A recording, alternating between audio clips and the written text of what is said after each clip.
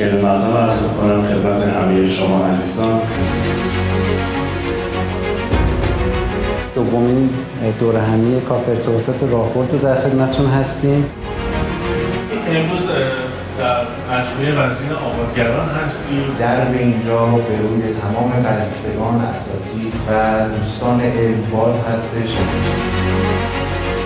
ما بررسی کردیم که نیازهای یک کسب و کاری که دانش محور هستش چی هست.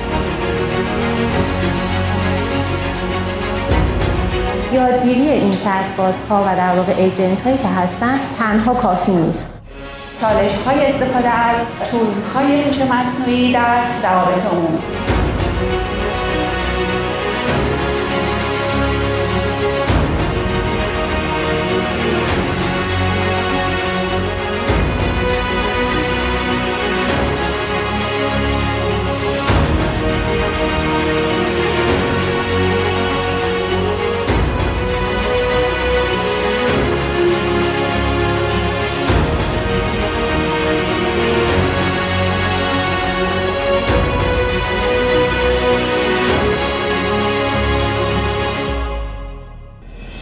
اولین مسئله در مواجهه با تکنولوژی ها پذیرش تغییره.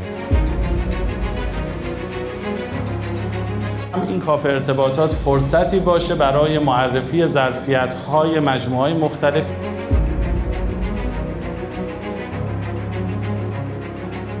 درود بر شما. 25 تیر ماه 1404 اینجا مجموعه آبادگران رستوران باغلنج در خدمت شما هستیم با نمایندگان انجمن روابط عمومی ایران در استان خراسان رضوی.